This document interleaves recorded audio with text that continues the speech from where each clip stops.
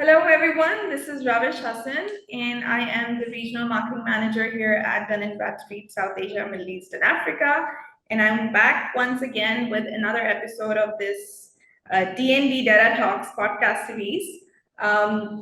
It's a very special episode because we will be focusing on ESG in particular. ESG,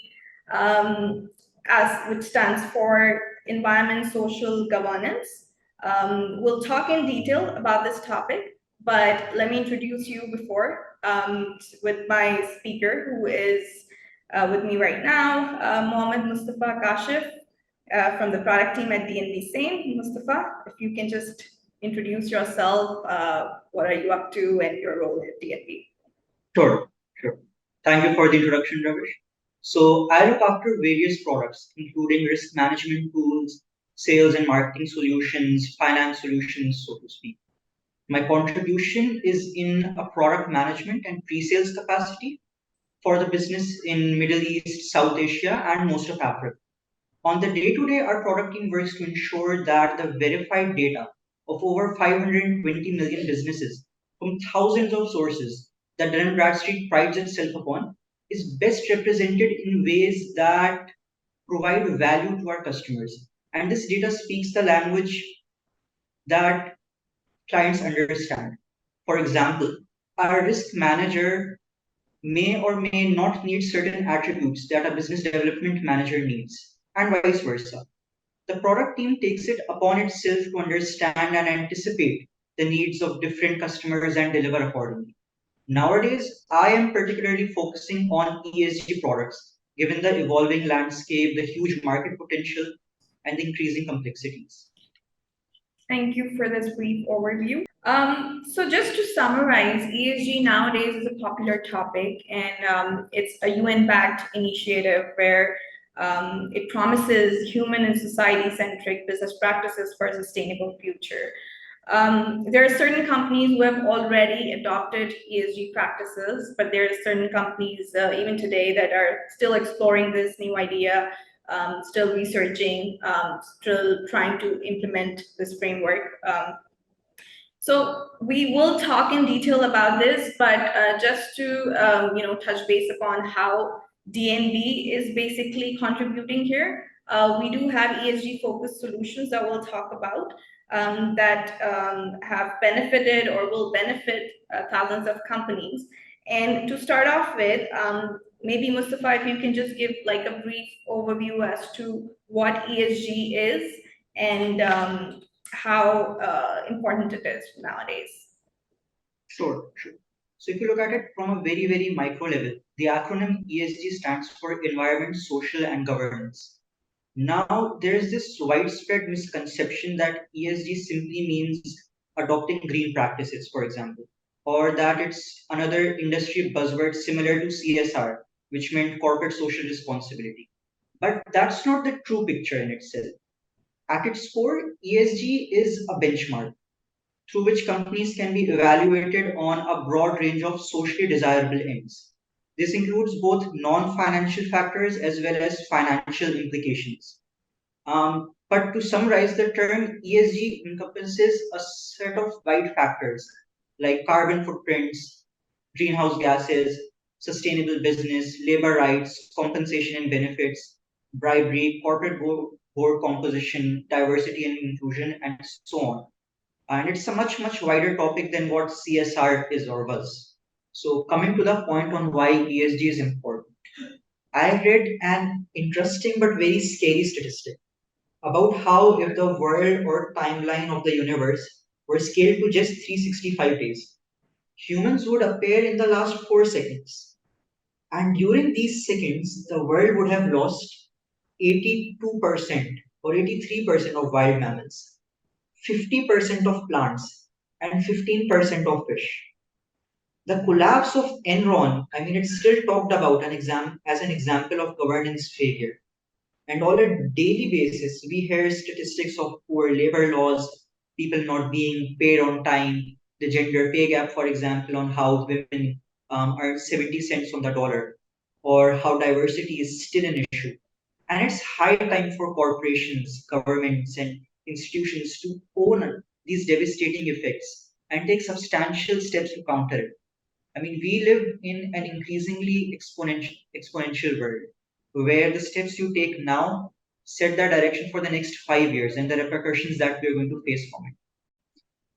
Today, ESG is one of the defining indicators to gauge performance of any company. ESG factors are becoming increasingly important to investors as they recognize that these factors can have a significant impact on a company's financial performance. For example, a company with a strong ESG record is more likely to attract and retain top talent. It's more likely to reduce costs associated with, let's say, environmental compliance. And they're also, of course, more likely to avoid reputational damage from social scandals because they've incorporated ESG holistically. ESG, again, is also increasingly important to consumers as they're looking to support companies that are aligned with their values. For example, a consumer may be more likely to purchase products from a company that is committed to reducing its environmental impact or that has a strong record or track of ethical business practices. Investment in ESG is not only a responsibility, but it's also an avenue to create impactful results for these companies.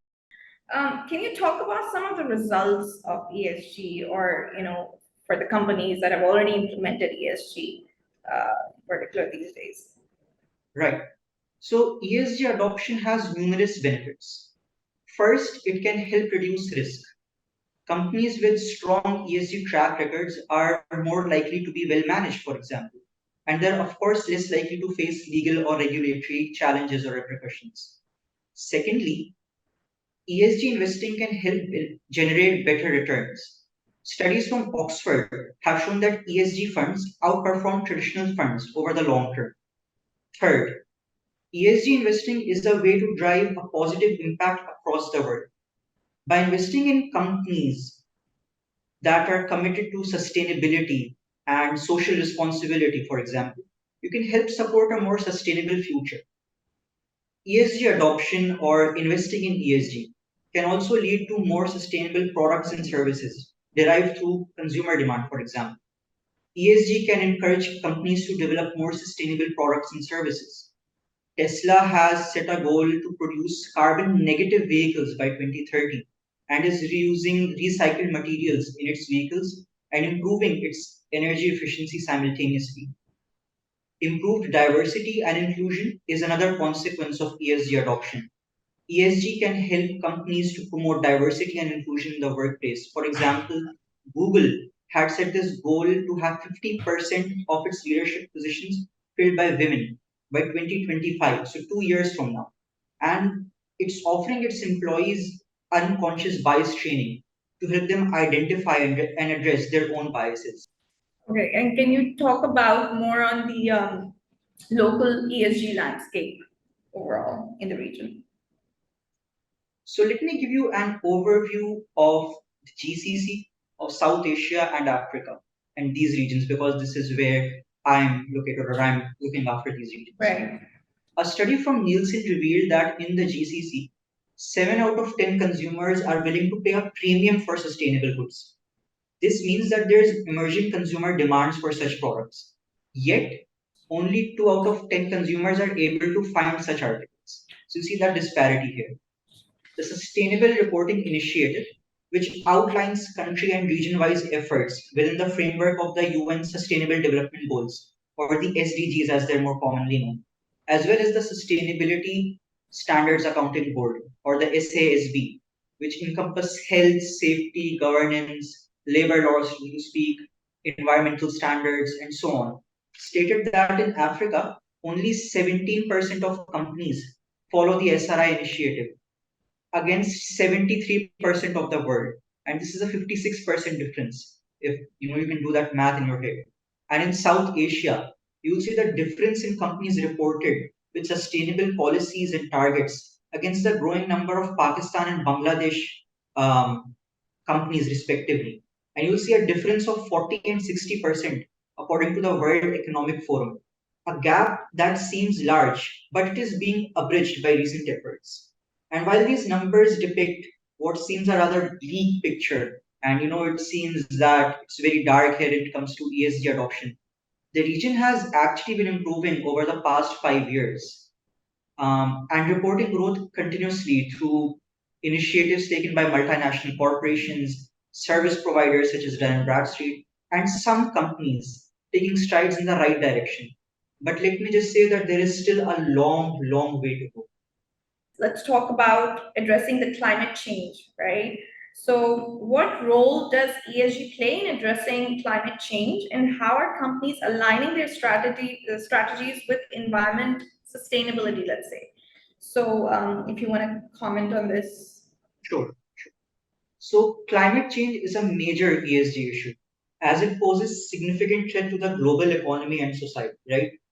Companies that are not prepared to address climate change are at a risk of facing financial losses, operational disruptions, and consequently reputational damage because we see climate evolving as it is and it doesn't look very positive.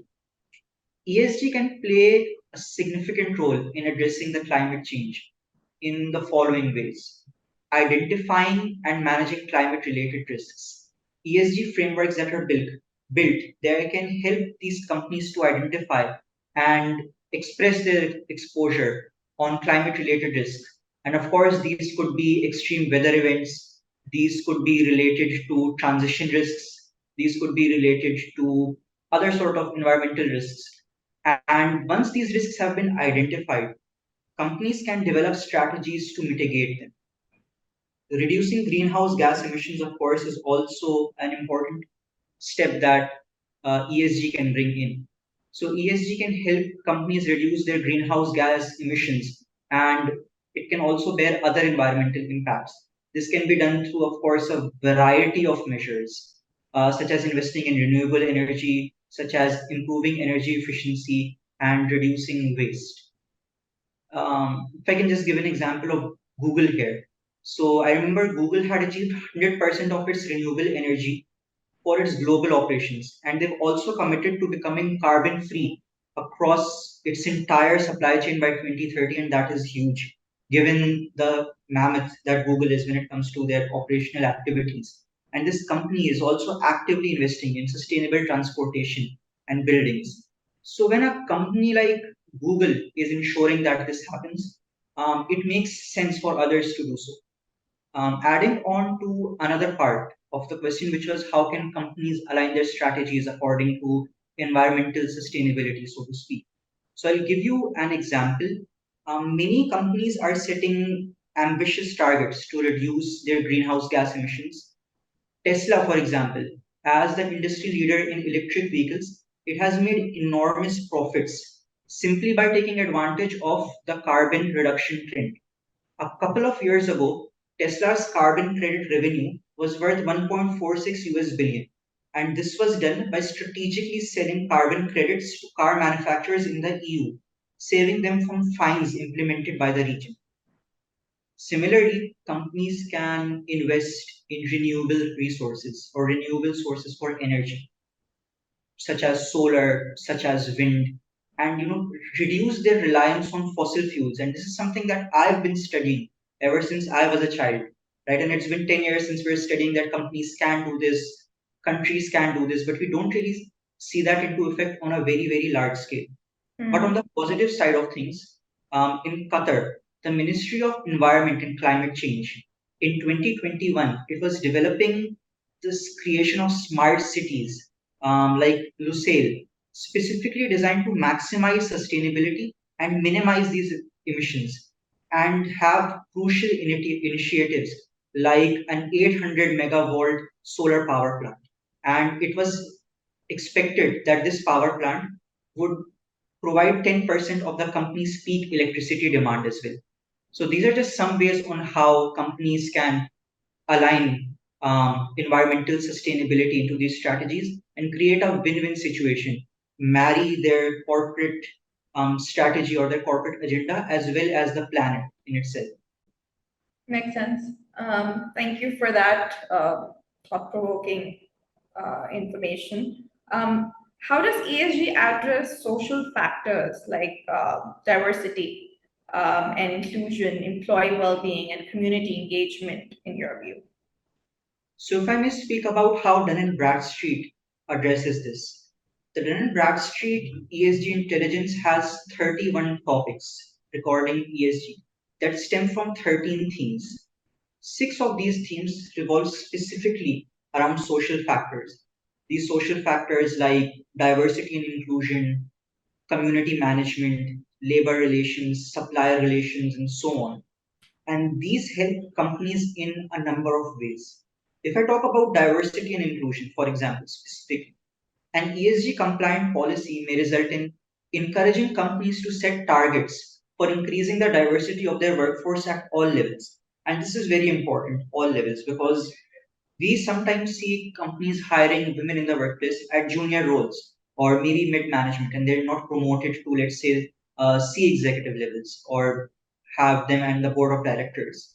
If you want change to come and if you want ideas to come from a diverse point of view, you need to have diversity across all levels. It simply can't be at levels where impact isn't promoted to the top. Similarly, an ESG compliant policy can also result in promoting inclusive hiring practices, whether it's different ethnicities, whether it's women in the workforce, and also have this unconscious bias training, where if I'm hiring someone or if I'm working with someone, I don't have an unconscious bias against them, I don't have prejudice against them, prejudice that I may not even know. And this is why these trainings are so necessary. Or if I speak on community engagement, for example, ESG frameworks can help companies to engage with communities in which they operate by. And this is, of course, very, very necessary. If I talk about industries that, let's say, work in oil exploration or diamond mining, these can be harmful to the communities around them, not just from an environmental level, but from labor laws. And ESG frameworks can help these companies to engage in investing in local business and organizations and give back to the environment that may or may not have been soiled by these business operations, or supporting philanthropic initiatives. So Microsoft has this program called Microsoft Philanthropies, which invests in programs that support education, skills development, and employment. Microsoft also encourages its employees to volunteer their time and support local causes. And again, this is again a company-wide policy that comes through the heart and soul of ESG. I think that's very important, especially for the region. And this new framework will definitely have a greater impact because it's on a social topic. If I talk about stakeholders, what's the best way for companies to communicate their ESG efforts to, let's say, stakeholders, right? And how they can avoid greenwashing, if that's something that you can touch upon. Sure. So first, let's discuss greenwashing as a concept. Greenwashing is the process of conveying a false impression or a deceptive PR spin or even misleading and maybe even false information about how a company's products are environmentally and more sustainably sound than they actually are in reality, right? And this is where intent is very, very important. Companies have all the means to mislead their customers all the time by falsifying data or representing it in a certain way. An example of this was a fast fashion brand that had a tag, and on their tag they had that this certain garment is 100% recyclable, or it just said 100% recyclable. Now, as a common consumer, you and I would assume that they mean the T-shirt itself or that garment itself, but it turns out that they were actually talking about the tag. So the truth always comes out. And in the long run, these companies are not helping themselves by greenwashing. I'll give you another example. Suppose tomorrow a prominent CEO of a Fortune 500 company says that they'll bring carbon emissions down to zero by 2050 and they'll grow profits three times by doing so.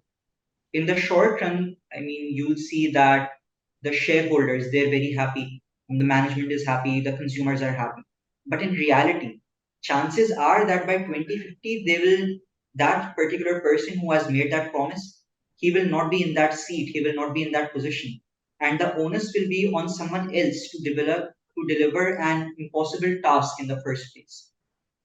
Until companies understand that true ESG adoption is the way to go and be honest with themselves in the first place, only then can we see stakeholder expectations being met. As far as communication is concerned, I assume that was your earlier question. I Yeah. recently saw a video by Apple where they transformed a sustainability report, which is considered by other people as rather boring, into a 5-minute video. And they told a fabulous story and all of their achievements in a very engaging way. And that's just one example. Of course, when efforts for the benefits of humankind and society are made, people want to listen. And once you have that willingness of the people to listen, sky's the limit. You can be as creative as you want. But back to the point where intent is very important. You have to be honest with yourself as who someone who is a C-level executive, and then be honest with the people around you. I agree, and I think, I mean, in today's time, this is definitely something very, very important to focus on. If we can relate this somehow to DNB and the offerings that we're providing, in order to cater to these aspects, what are these? Are we coming up with something in the near future? What sort of solutions are we offering to cater to ESG frameworks for companies all over the world? If you can just provide a brief overview there. So Dun& Bradstreet, as you know, has the largest commercial database in the world. And it logically makes sense for Dun& Bradstreet to then dwell into ESG. We have an ever-growing ranked ESG database nearing 100 million across 180 countries, and this number is going to grow exponentially. We not only help companies score themselves according to our ESG framework that is based on guidelines from the Sustainable Accounting Standards Board or the Global Reporting Initiative or the Principles of Responsible Investment, which is again backed by the UN, or the UN SDGs, which is again very, very famous, or the Task Force on Climate Related Financial Disclosures, or the Carbon Disclosure Project. So Dun& Bradstreet helps rank these companies based on these 6 frameworks that we've embedded in our questionnaire and get an official ESG certificate and also rank these companies against benchmarks globally. So we have 13 ESG specific themes and 31 topics against these themes that holistically measure ESG ranking. As a customer of specific products, you will have the option of checking whether certain third parties are ESG compliant or not. So that's again something that we built into our framework.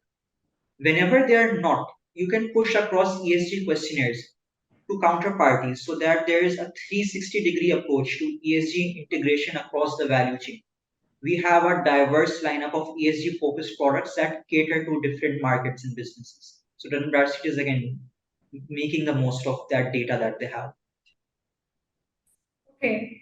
What do you see as the future, let's say, for ESG in particular, and the future trends and developments in ESG landscape, and how do companies prepare for that, or what would be your recommendation for companies to prepare for that? Because ESG is such a vast topic, a lot of companies are still researching, trying to implement that. So in the near future, how do you see that, evolving? Um, yeah. Yeah. So that's a good question. I believe it was a Greek philosopher who said that the only constant in life is change. And you can see that transcend into the way ESG is evolving as well. So call it an educated guess, but regulatory scrutiny will definitely increase in the coming years. Governments around the world are increasingly enacting regulations related to ESG issues. This includes regulations on climate change, diversity and inclusion, and of course, corporate governance. A second assumption would be that consumer demand, of course, logically, for sustainable products will be much greater. We've seen it now as well with protests on animal tested products or fair trade chocolates coming into place, or even informal protests against businesses from certain parts of the world engaged in unlawful activities. Furthermore, new technologies and innovations are emerging that can help companies improve their ESG performance.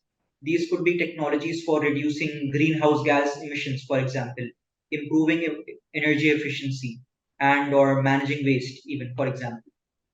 When it comes to preparation of these companies, I would of course recommend going to a reliable service provider like Dun and Bradstreet, who are the subject matters, and then ask them to help develop a strong ESG strategy, integrate ESG into all aspects of the business, invest in ESG technologies and innovations, for example, and of course, report on ESG performance. Tell your stakeholders, tell your consumers what steps you're taking to counter the ill effects of doing business. By taking these steps, companies can prepare for future trends and developments in the ESG landscape and position themselves for success. Right. Thank you, Mustafa. I think this entire ESG conversation will be helpful to the companies who are looking forward to implement and work around the ESG strategies. It was great talking to you. We hope to continue the series. I'm sure this podcast will be helpful for companies who are watching it, who are listening it, and will be ready to implement ESG in the near future. Thank you so much, Mustafa, for this informative session. We Thank you will for having continue with this me. podcast series. And if anyone wants to get back or if anyone has any questions, comments, please respond or please reach out to DNB Same, and we shall be able to help and implement this new framework. Thank you so much.